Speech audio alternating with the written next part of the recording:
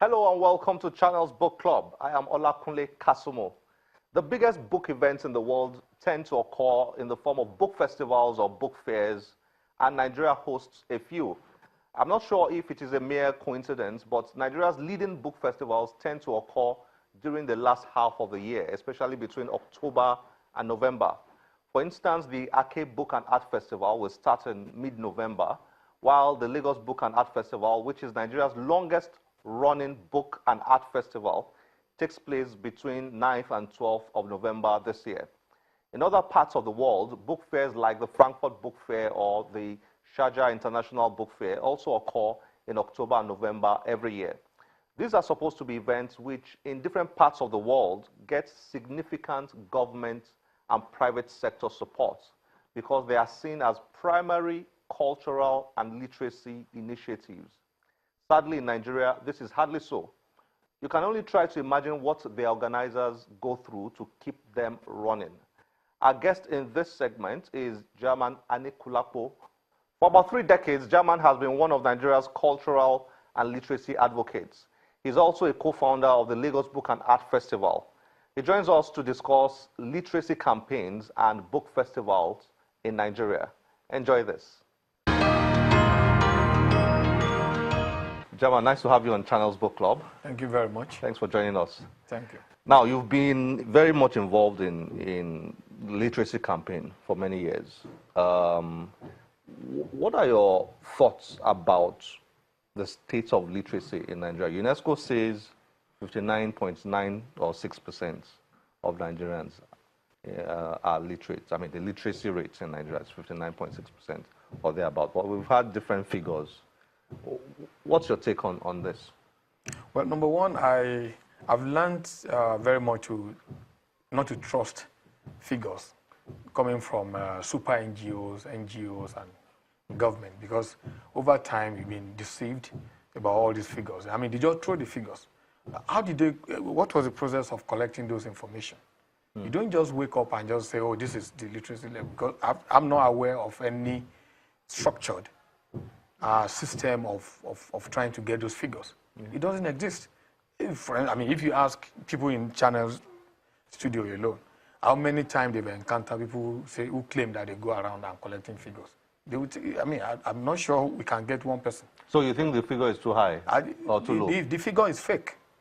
I think there's a lot of, permit me to use the word fraud, at this level of collecting figures. Where's the Bureau of Statistics? What do they do?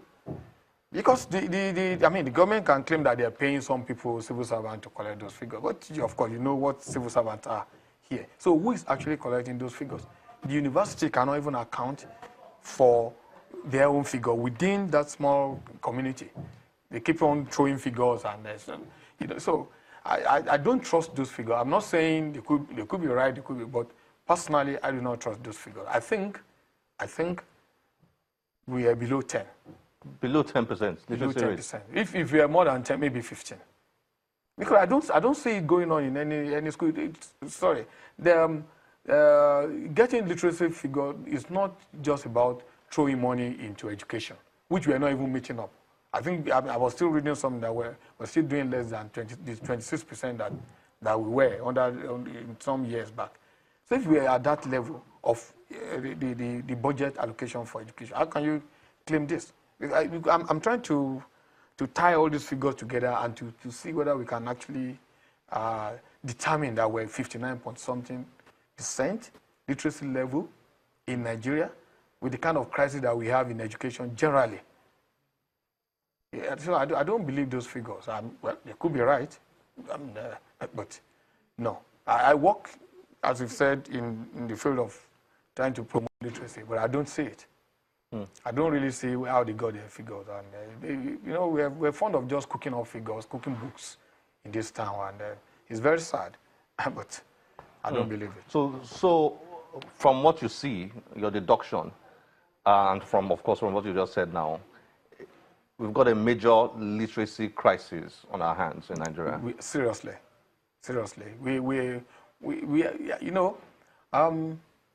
As mentioned, the vote for education is that low. And you can even see that the system of education is so corrupt. You can't even put, you can't really imagine how our educational institutions are structured, the educational system is structured. The organizations that are promoting literacy are actually the ones that should be doing quite a lot of work. If the public system can synchronize with the private system, if you encourage them to do, there are a lot of organizations now that are doing things for students, for university, for secondary school. They don't even get any support from the system. Whereas, because I'm very familiar with the situation in Sweden, for instance. I know that every day when students leave school, they go into a particular place where the educational mentoring continues. It may be training them in workshops, in so many systems, and they get to experience all this. I've seen it worked in Sweden. I think I've seen part of it in Germany, where I live occasionally. But here, who's doing the what's the after school hours? The kids who should be enjoying those things are most of the kids that you see running after buses on the street. And the system does not even provide for those. So literacy level is not, maybe they're calculating what they put into school. And I'm still saying they're even below par. They're below the actual figure of, we're being compared to Kigali, to Rwanda. We're very much below that. So where are we getting 59.9? We should stop self-delusions. I mean, I believe that's what we're just cooking books, we're cooking figures. Well, UNESCO UNESCO has a name, big name, it's supposed to be, but look, UNESCO, I think the most have been affected by a term that I strongly object to using, but I have to use it, the so-called Nigerian system. Everything has to be corrupted. I'm sorry to say, everything is corrupted because it is left that open, and people can just throw their own figure at so I don't trust the figure.